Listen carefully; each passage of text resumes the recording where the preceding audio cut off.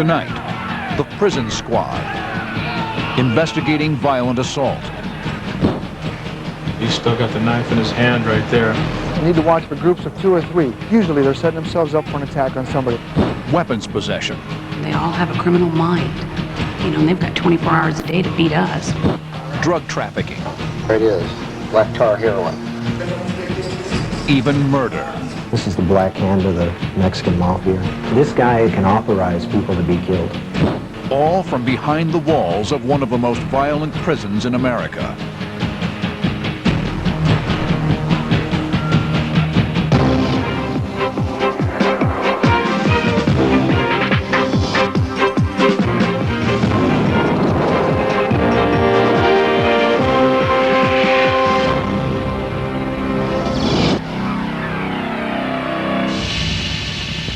It was designed as a modern-day Alcatraz. Isolated on the remote northern coast, Pelican Bay State Prison was established in 1989 to house all of California's worst criminals in a single facility. Innovative for its time, the creation of Pelican Bay established one of the most dangerous communities in the world. Pelican Bay's 3,000 maximum security residents have 24 hours a day to spend plotting more crime. Imagine a small city populated entirely by criminals, the most devious and dangerous minds in America. The prison here really is a small city. It's a city populated by felons, and not only convicted felons, but really some of the most serious offenders that the state of California has to offer. This intense concentration of California's worst has made Pelican Bay one of the world's most difficult communities to police. Inmates don't stop committing crimes once they become inmates. Homicide, robbery, murder, all of the crimes that are committed on the street can also be committed within the prison. Have that fire! A city unto itself, Pelican Bay has 800 correctional officers. 10 of them are assigned to an internal police unit called the Security Squad. Our security squad would be very comparable to the detective unit or the homicide unit of your police force in your local community. It was cleverly disguised, for sure. They made a few mistakes that make people look at it a little bit closer, and that's why they got caught. Okay? To inmates and officers alike, they are known simply as the Squad. It would kind of be like a comparison in the military to your regular infantry and your special forces. Go, go, go, go, go! The security squad, they have a special mission. They all are there to fight the same war, but they have a special mission. Known to his team as Hoss, Sergeant Dan Leffelholtz is the leader of Pelican Bay's security squad. The security squad is actually a police department within the prison. We would respond to all incidents, collect and process evidence, take photographs, complete reports, investigate all crimes within the institution. On an average of 900 times a year, the squad responds to an incident of violent crime. Officer Steve Robinson has been a member of this elite team for 4 years. Somebody will yell out, alarm on 8 yard. Alarm, go, go! Get back, where at? The squad is an entire unit. You'll see us just busting through the door. A couple of people grab camera bags because if there is a crime that's happening out there, such as another inmate stabbing an inmate, we're going to make sure after that situation is brought under control that we'll go in and we'll process the crime scene, gathering blood samples and interviewing people. The same things that police officers do out on the streets. Whenever we go out on alarm, we grab a crash bag. It has numerous different things that we use to collect evidence. Cards that we write the type of incidents, the subject, distilled water and swabs for collecting blood, evidence bags that you put clothing, weapons, to keep the chain of evidence and the chain of custody to make sure all of our stuff is good when it goes to court. Often the crime is captured on one of the squad's high-tech surveillance cameras. And head out to the yard. Usually somebody will stay in here and try to get the camera on the incident before they go, and as soon as they get it on the incident, they'll zoom in. With a violent crime rate that rivals any large city, Pelican Bay's security squad patrols one of the most active and dangerous police beats anywhere. We're dealing with bad people. Some of them that really don't have anything to lose. They're doing life without anyway. Inmates exiled to Pelican Bay have proven to be a danger not just to society, but to the prison system itself. These inmates actually are guilty of committing felony crimes throughout the prison system. Life inside California penitentiaries is dominated by violent prison gangs. They pretty much try to coordinate what happens throughout the prison system. In order to combat these powerful prison gangs, the California Department of Corrections decided to isolate all of the gang leaders in one location, Pelican Bay, isolating them from the rest of the California penal system. Lieutenant Robert Marquez is the squad's institutional gang investigator. Pelican Bay was specifically designed to house inmates that have been validated as prison gang members and associates, and those who were unable to function or program out on the general population yards of the rest of the prisons in the state of California. The Aryan Brotherhood with the Nazi lowriders, the Mexican Mafia, the Nuestra Familia, the Northern Structure or Nuestra Raza, the Texas Syndicate, the Black Guerrilla family, and into Tehachapi now, with the idea of isolating them and getting them away from the general population. Escorts going around. The inmates call it the Hole. This is the security housing unit at Pelican Bay, or the SHU. Here, security is even tighter than in the rest of the prison. Every time a prisoner is taken out of his cell, he must be escorted by 2 correctional officers. Some 1,300 inmates have been confined to the SHU for either committing a crime in prison or being validated as a member of a prison gang. In our security housing unit, we have 400 plus validated gang members. The department has a very defined set of criteria that we look at and that we use in order to validate somebody as an associate or an affiliate or a member of a prison gang. For instance, all of the prison gangs have a specific tattoo. The Mexican Mafia has the black hand or the word EME or ME. The NF has the letters NF or a sombrero with a knife with blood dripping through it. In the SHU, inmates spend 22.5 hours a day in their cells. All movement and communication is strictly monitored and controlled. Though not officially validated as gang members, many of the mainline or general population inmates serve as the foot soldiers of the gang leadership in the SHU. The inmates that are on the yards are in one way or another related to those gangsters. Outside we have what we call disruptive groups, like the Crips or the Bloods, street gangs, or groups such as the Sureños, which fall under the direction of the Mexican Mafia. Also in that category you'd have like Skinheads and Peckerwoods, which are white gangs, which would take their direction from the Nazi lowriders and the Aryan Brotherhood. Despite the isolation of gang leadership in the SHU, the gangs do everything they can to stay in business. We've put these guys here and they found ways to communicate outside of these units. In spite of all the efforts to break them up, the gangs still find ways to stay organized. They set up what's called a mesa, or a table, of individuals that are responsible for the yards here. That mesa or table will communicate with the mafia members back in SHU. One of the biggest dangers within the prison walls is the inmates' ability to manufacture and carry weapons. Your white gangs and your Hispanic gangs, they prefer the metal. If they can get their hands on metal, they're going to use metal. We've noticed they like thick metal. The plastic weapons are made by our black inmates. They use what they have in their cell. The slicers and the razor blades are northern Hispanic inmates. They love those little things because they can conceal them so easily. And these guys, they're pretty calculating in what they do out there. They're pretty organized.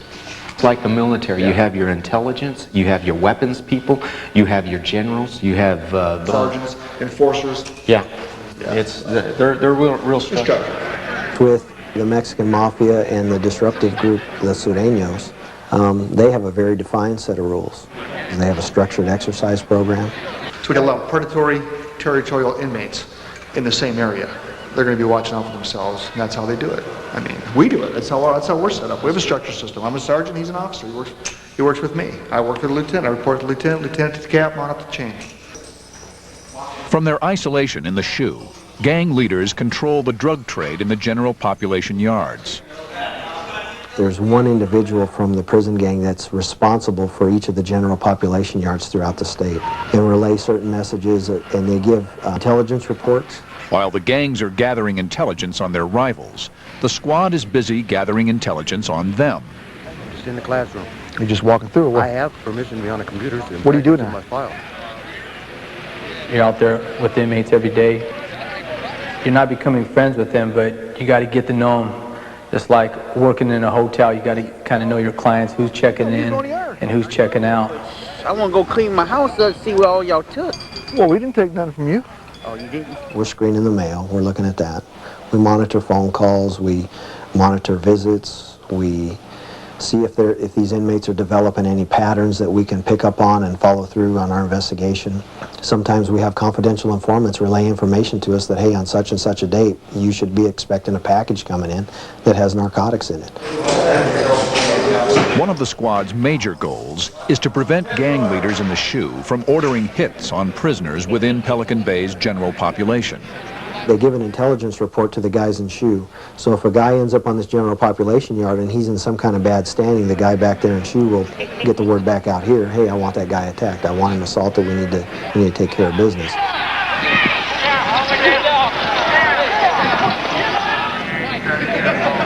For prison gangs throughout the state, Pelican Bay has become an intelligence hub, with gang leaders ordering hits not just in prison, but on the streets.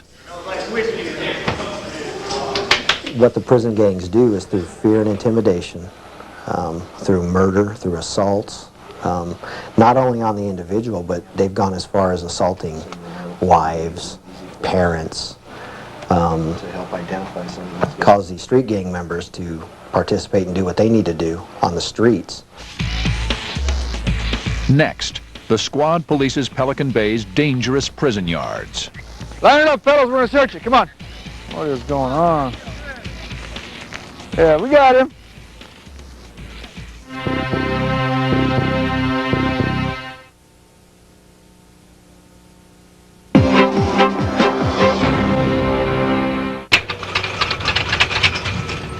The first duty of the day for Pelican Bay's security squad is to walk the fences.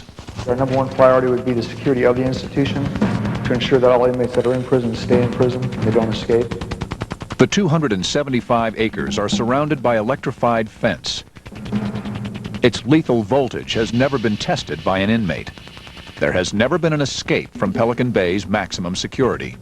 Fence check is followed by the morning briefing. The squad, of course, is very cognizant of when you're collecting evidence to make sure that using gloves, not getting fingerprints on the weapons, maintaining the integrity of any fingerprints. A lot of our convictions depend on us determining which inmates the weapons may belong to.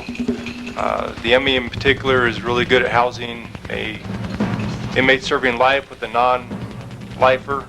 And that's causing us problems because when we find a weapon in the cell, the inmate that's doing life automatically claims possession of the weapon because he knows we're not going to prosecute a lifer. It's not worth the district attorney's time to do that. We don't like to keep inmates locked down in their cells long because idle time is bad time. They get thinking about bad things and they act accordingly sometimes. So if we can get them out of your program, it's a good thing for everybody. When the inmates are out in the yard, the squad keeps them under constant surveillance.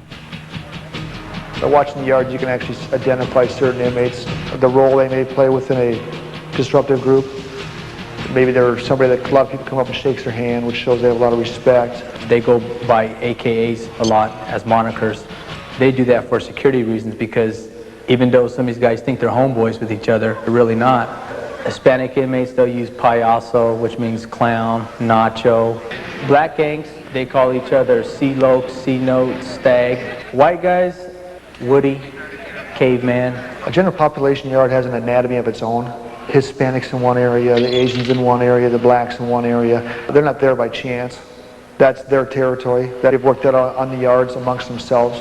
There's a purpose they're there. Nobody will go in their area. Nobody will sit on their tables. It would be a sign of disrespect if they did that. Each ethnic group will post up as far as providing security. They're watching all the other inmates, and plus they're watching us to see what's going on.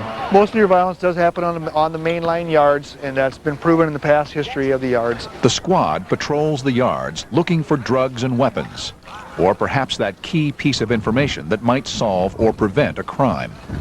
A lot of a little information leads to something big usually, and that's how we usually crack the cases, and it works good. Our main thing is suspicious behavior. Anybody that looks like they don't want us looking at them, we're going to go search them. We're going to go over here and put these guys in the fence. Come on, give us a hand. Things are good. Things are real good. Sun's out. Everything's beautiful. Line it up, fellas. We're going to search it. Come on. Playing some basketball. You ought to try to hook up a game with A-Yard, man. What is going on? Another thing that's really important to look for on a yard is an inmate that's being isolated. If an inmate's isolated by himself, he may be in trouble with the other inmates. He's out there walking alone by himself. It's an indicator. You need to look for that. You need to watch that guy. You need to watch for groups of 2 or 3. If you got a lot of inmates walking around a yard in groups of 2 to 3, and there's a whole bunch of those groups walking around these yards, that's something else to be concerned about, to watch for. They're setting themselves up, usually, not always, setting themselves up for an attack on somebody. The yards at Pelican Bay have gained the reputation of killing fields, the place where orders issued by a gang leadership are executed. Sometimes they don't want to hurt them that bad. You know, sometimes they just want to, what they call, check them. You know, put them in check. They just want to maybe just hit them a little bit, you know, scar them maybe. When it comes to the prison gangs, they have a terminology. One's called soft candy and one's called hard candy. If you're targeted for assault and you're soft candy, that usually means 1 or 2, maybe a few more of the guys associated or affiliated with that gang will beat up the victim. Beat him up pretty severely to send a message, and that would be considered soft candy. A hard candy assault, another term for that would be being in the hat. They're going to kill you. And the first opportunity they get to, they're going to kill you. If a certain ethnic group's going to clean house, as far as stabbing one of their own, they'll tell the other ethnics, hey, we're going to handle some business today. Keep your people out of the way. I've seen guys actually get stabbed, take the weapon away, and stab the guy back and stab them. And they're fighters too. I mean, just because they're a victim doesn't mean they aren't a fighter. These guys are tough. They're straight tough. They've learned to survive. They have the instinct to survive. I've seen inmates survive multiple stab wounds that would just, you would think would kill the average person. And they just sit there. Let the MTA check them out. Don't say a word. They're tough. Out in the yards, the inmates are constantly watched by the tower guards and members of the squad. They are always on the lookout for a conflict that might escalate into an all-out prison riot. As you can see, the staff are all gathering around. They're keeping an eye. There's guys in the peripheral of the inmates, and there's guys up, there's officers up in the areas where they're going to be walking through and patting them down. You got all the armed post guns standing at the windows right now looking out. You got an armed position up here. That's the central tower. Observation post, and he's watching real close right now. The tower gunner stands ready with CN gas, or if necessary, lethal force. I spent 5 years on the guns in armed positions watching yards, and I know one thing, that everything's going good, and all of a sudden you look up and the inmates took off for some reason. They don't take off ever unless something's going to happen. Here on the yard, it's just a lot of noise, a lot of conversation going on, and they're looking at us, and it goes real quiet, and when it happens, it's like, okay, there it goes. When violence breaks out, it's the duty of the officers to intervene and save the inmates' lives. Whenever you enter one of those gates and you see that you have 100 to 200 inmates involved, and the first thing that's running through your mind is you're thinking, how in the world are we going to get this thing under control? You don't know what you're really running into, if it's just a fist fight, if there's weapons involved, are they setting us up to get us to run out in their area so they can attack us? This all goes through your head as you're running towards the incident. The squad must identify the perpetrators and instigators while stopping the violence. This officer was severely injured by an attacking inmate. You always have to be aware of your surroundings, because the first opportunity they get, they're gonna attack. I'm not going to say a little bit of fear hasn't gripped me, because there has been those times, but we've always been able to get through it. We'll just go through in a systematic way, line up, go through, get them down on the ground, cuff them up, and get them out of there. While the officers work to control the incident, they rely on the gunners to watch their backs. The number one priority of any gunner, of any armed position, in any prison, anywhere in the United States or anywhere in the world, is to make sure they know where their staff members are. We don't want staff getting attacked and we're not watching it. We want to catch it before it happens. So I'm concerned about the situation, whether an inmate is stabbing another inmate. But I got to be honest with you, I'm watching the other cops back at the same time, probably even more so, just to make sure that each and every one of us who are in green go home at the end of the day. Once the inmates are down and cuffed, the yard becomes a crime scene. We process evidence, take photographs, complete reports, report to our supervisors, testify in court. The squad trains regularly with an arsenal of both lethal and non-lethal weapons. Their biggest tools in a riot are the pepper spray and CN gas. These gases are designed to be totally blinding and incapacitating to the inmates, yet the squad has been trained to work in them. Especially when an officer or inmates are involved and someone's life's at stake, then you have to basically try to suck it up. Visual of what's going on. When the system returns, a late-night raid on a Pelican Bay housing unit. Hit him, hit him, hit him, hit him, hit him.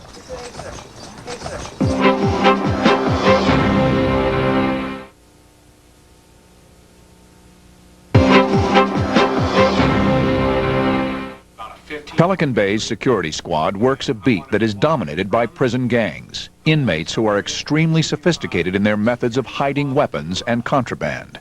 To catch them, the squad relies on the element of surprise. We're going to hit 6. We're going to wave count, but we won't do that in the morning either. We'll do that in the morning, because we don't want any heads up on this. Sergeant Sam Banky will lead a task force of correctional officers who will conduct a late-night raid. In A section, we have Northerns, Southerns, Crips, Whites, Bloods. It's a full complement of every rival gang. Okay. So who knows what we'll find.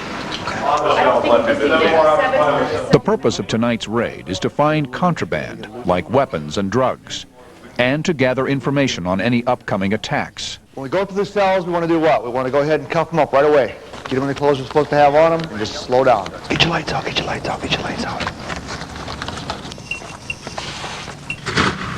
Go. Hit him, hit him, hit him, hit him, hit him. Take your side, Chris. The inmates are cuffed and escorted to holding cells. Turn the light on. Get your light on, man. Turn your light on. You need to turn your light on, man. Okay, get your shower shoes on. You set, ready to roll. Just shower shoes, shorts, t-shirt. Just cruising around neighborhoods.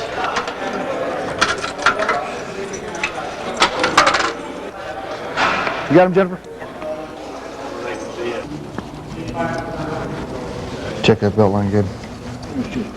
I got this side of school over here. Yep. Go. An inmate confesses to possession of alcohol. Okay. You're being forthcoming and truthful with me carries a lot of weight with me, okay? If you need probes or mirrors, we got them. Just sign them up, okay? The search turns up a variety of illegal contraband. This little Pruno, got a homemade fermented alcohol. Weapons can be fashioned out of everyday items. It's a pen, but yet because of the tip and the way it's shaped, it could very well be used as a weapon. It's a lighter. That's why I light cigarettes.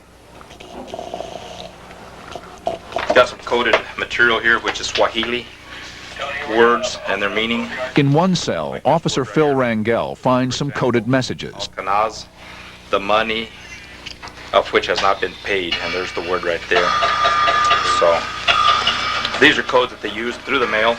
Officer Rangel specializes in breaking inmates' coded messages. Break codes, translate letters. If they want to make a hit on somebody that's at another institution or on the streets, they can use the coded words to be able to convey the message. Most of the gang members that we have here are the Mexican Mafia and the Norteños. They use the Nahuatl as words to disguise information, so we wouldn't be able to pick up on it.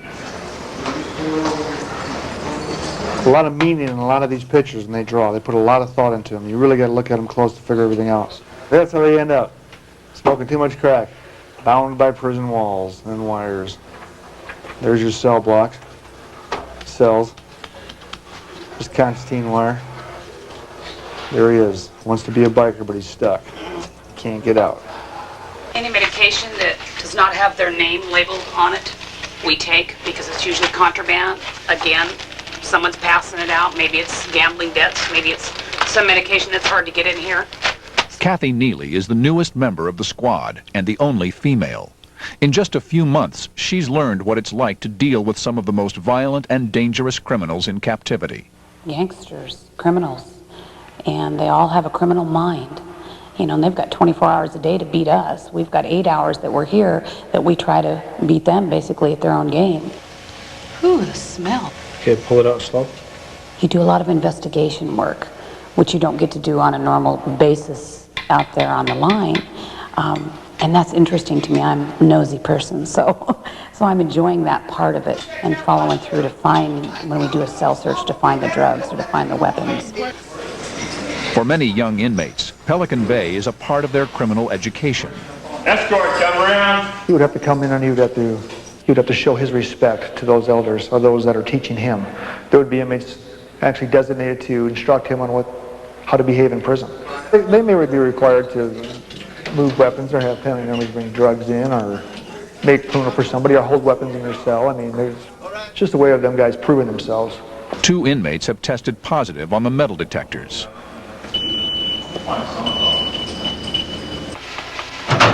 Check out here, man. Back out. Open your mouth. Okay, what we got here is these 2 guys here. In their cell, we found a cup, a plastic Xylon cup. That's the state issue cup.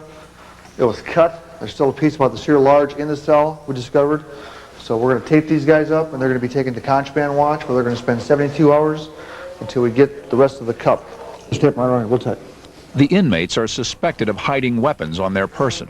Their clothes will be taped to prevent them from discarding the weapons.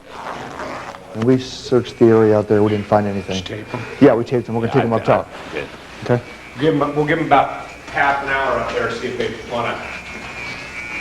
We're going to go ahead and take these guys up to holding cells. We searched the cells prior to putting the inmates in the holding cells. That way we know if there's anything discovered in the holding cells. After we remove them, that was theirs. That's just what we call sanitizing the cell. How about you? Got anything up your ass? I can take it to the x-ray if you want. That'd be a lot easier. You volunteer to x-ray? Oh, yeah. How about you, man? You volunteer to x-ray too? Okay, where's the cup at, man? When inmates commit crimes in Pelican Bay, such as possession of weapons, assault, or murder, they are prosecuted in court, just like criminals on the street. The big case we got is the Haddix trial. It's getting ready to happen on the 19th. John Kubicek is Pelican Bay's liaison between the prison and the local courts. As crimes occur within the prison, they're referred to my office, and I screen them and refer them as is appropriate to the district attorney's office for possible prosecution. Now, can you blow that up at all? Yes. Okay. Today, the squad is studying video of an alleged stabbing in order to prepare a case of attempted murder against an inmate. An inmate named Haddix. He's part of a white supremacy group.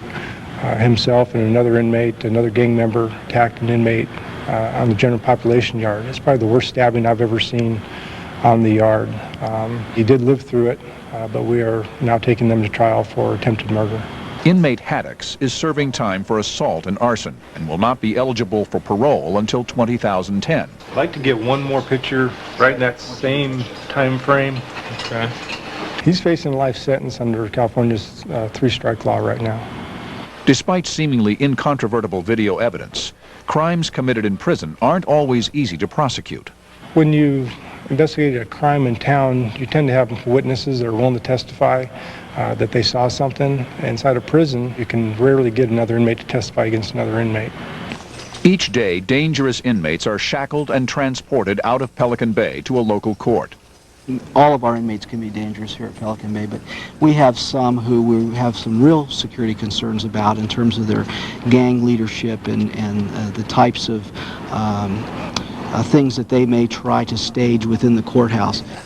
This transportation process is perhaps the greatest challenge to the security of the prison. These inmates rarely have anything to lose. They're usually doing long sentences. Many of them are, all of them are violent. And so anytime you take them out of the secure setting of the prison, there's always that chance for escape trying to assault somebody, or for possibly a gang member attempting to break them out of prison. The public can find out when people are being transported. So we're very much on heightened alert anytime we take inmates to court. Today, inmate Courtney will go to court for a preliminary hearing on charges of attacking a correctional officer. We always check the records of the inmate prior to taking them out to see what kind of gang affiliation they have, any prior escape attempts they may have had, prior disciplinary violent history they may have had. And we use that in consideration with setting up the security detail for any transport. An armed convoy will accompany the transportation van throughout its journey. Anytime you take an inmate outside the secure walls of the prison, you're basically creating a prison outside the prison with the transportation team. They are now the secure walls of the prison rolling down the road. The route to the courthouse is changed daily. The transportation process is one of the best chances any of these inmates will have to escape. For the short, tense journey, this three-vehicle convoy serves as a maximum security prison on wheels. The van enters a secure port at the courthouse, and the inmate is quickly transferred to a holding cell to await his court appearance. Inmates remain secured in the courtroom and surrounded by Pelican Bay staff. We maintain the inmates in full restraints as much as possible. They are not allowed to be out of restraints while in the courtroom. In the past, inmates have tried to attack witnesses and even attorneys during court sessions. At the conclusion of the court proceeding, the inmate is immediately transported back to the security of the institution. Next, the drug war inside a maximum security prison.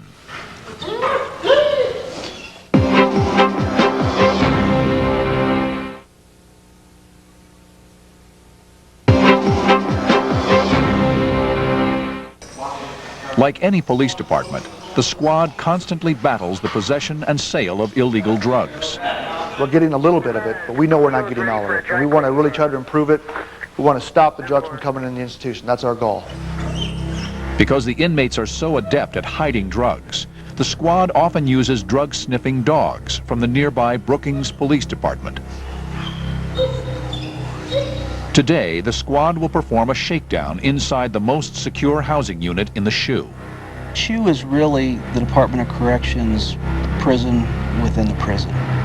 It is here where the most brutal of California's gangs are housed. The 33 prisons in California depend on the security housing unit at Pelican Bay to house and separate the most dangerous, problematic inmates throughout the system. You conduct full body searches on the inmates before they're removed. Pull them out of the cell. Stick it up, turn around to your feet, wiggle your toes. Right. Squat and cough. Spread them and cough. Sleight of hand, they're quick. They can hide things that have taken their sock off, hide it down here, bring it back out. You can't always see that. So it's a good idea to re-pat them down. Always pay attention. Always have one baton drawn, one officer, hands-on escort. Gotta be alert. While their cells are searched, the inmates will be placed in adjacent visiting cells where their conversations with each other can be monitored. Be a whole lot of information shared, so hopefully we can pick up something. Be cool. It'll be cool.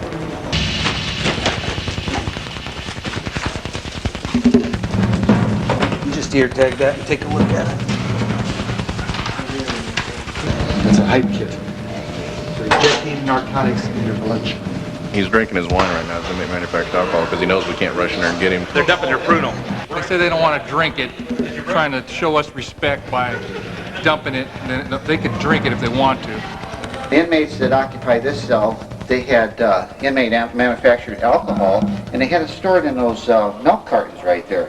So they dumped them right away into the toilet in an effort to flush them, but the water was already off and they were unable to do that. Officer Jim Dejanay is known for his aggressive stance on alcohol manufacturing. I'm noted for enforcing a zero tolerance for any kind of substance abuse, and that includes alcohol possession. Zero tolerance, Jim. Zero tolerance for alcohol or narcotics in an institution. And you may think that sounds funny. Everybody should have zero tolerance, but Jim takes it to a whole new level. He wants to get it. Did you get that off of somebody? Yeah, I got him. Good. He's in a lot of trouble. He admitted it's his. You can see the residue right there around the base of the pipe. If it's there, he's going to find it, and he's going to get it, and he's happy when he does it. I'll get this written up for heroin possession first, and then we'll go back and get this guy. He's super tough guy. In addition to the drugs and alcohol, the squad discovers a deadly weapon. Sealed up with part of his medical tag. Pull it out. Open it out. That is a perfect spear. That can be speared right through the perforated holes of these cell doors. Frequent occasions, officers will come up and stick their face right up in the cell because they can't see in to talk to you or to an inmate. They can get you right in the eye. By aggressively policing the SHU, the squad can disrupt the flow of communication among Pelican Bay's notorious prison gangsters. Sergeant Hank Aiken specializes in gang intelligence. The inmates in the other institutions, they strive to get here. They strive to, hey, I want to go lock up and I want to be with the top name gangsters of their particular gang. Any Pelican Bay inmate officially validated as a member of a prison gang may be given an indeterminate term in the SHU.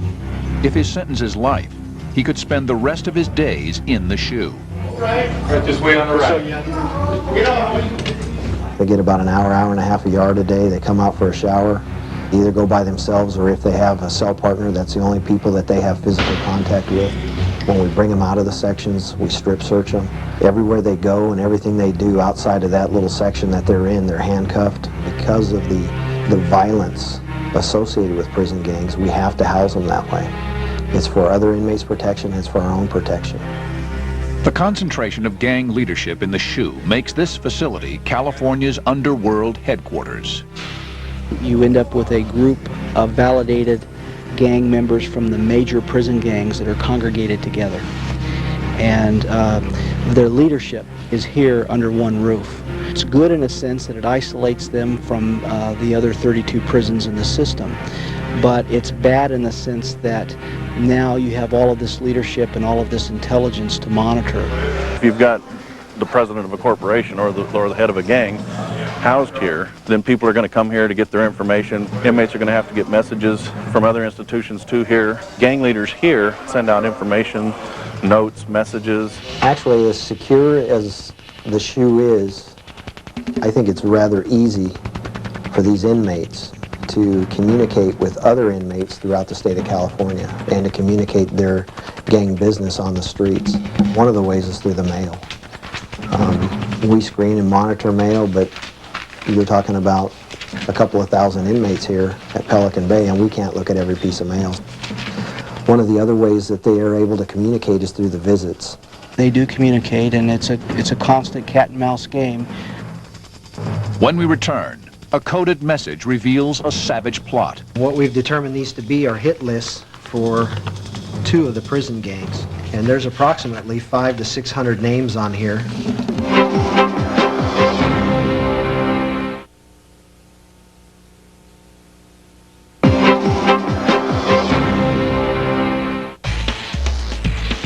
During the search of the security housing unit at Pelican Bay, an inmate has passed a desperate message to the squad. Looks like we got a kite. A kite is a note similar to what you see here. Small writings they use to give information back and forth to each other with. It's the internet of the institution. According to the kite, the inmate believes he's been targeted for a hit. The squad concentrates their search on an adjacent pod. An inmate said his life's in danger, and he believes that these guys in here have a weapon. The secondary search leads the squad into the cells of some of the highest-ranking gang leaders. This is the Black Hand of the Mexican Mafia. From this cell, he controls a lot of the drug activity that happens in San Diego County. And from this cell, he's authorized assaults on other inmates in other prisons. He's authorized assaults and hits on people on the streets. After hours of searching, additional weapons are found. What'd you find, Chris? Inside the dictionary, what these guys do, they'll hide weapons, kites inside their old dictionary. That looks like a piece from a Set of glasses. set of glasses. One guy took that earpiece and sharpened it into a point. Inside one of the world's most secure facilities, a simple pair of eyeglasses has unlimited value and potential. That insignificant set of glasses was turned into 2 weapons that we know of, that we were able to find and use for who knows what else in the other cell. A potential clue to a murder conspiracy is encrypted in code. He knows who that is, or he knows what that address is, but we don't. And that's part of what we're up against, is when we find things like this, is trying to break their codes and trying to figure out who it is they're writing to or who it is they're having communications with. Back at the squad room, the seizures from the shoe will be booked into evidence for criminal prosecution. It's black tar heroin. Heroin is the drug of choice in Pelican Bay. We'll photograph it, test it, and we'll send it off to the Department of Justice for latent prints and try to determine who sent it in. They weighed out at approximately 2 grams. Down in the Los Angeles area, it'll go for anywhere, usually around for $80. In addition to the heroin stash, the squad has made another startling discovery in the shoe. We had an inmate that secreted in his rectum was a bindle that was about the size of a package of Rolaids. He retrieved it from his rectum, went to pass it to another inmate. It was 5 scrolls approximately 18 inches long by about 2 inches wide that had about, I'd say about 600 names that were on the Nuestra Familia, Nuestra Raza hit list. All these people were targeted for assault. We'll notify all the other agencies and the other security squads and the gang investigators throughout the state that, hey, we've got this hit list, and we'll get them copies so that they can see if they've got anybody on the hit list as well to protect them. Lieutenant Marquez's work today may have saved the lives of those who value life the least. A number of years ago, I lost my sister as a result of gang violence. She was shot by a gang member and killed. In one sense, I'm able to justify that in my own mind and not harbor a hatred or intense anger or bitterness towards these gang members, and that I understand that he did what they do. Gang members victimize, terrorize, and kill people. That's what they do. Given the opportunity, although they'll say thank you and smile to my face, given the opportunity, they just as soon shove a knife in my back as well. When we return, an inmate faces life for a crime committed inside Pelican Bay.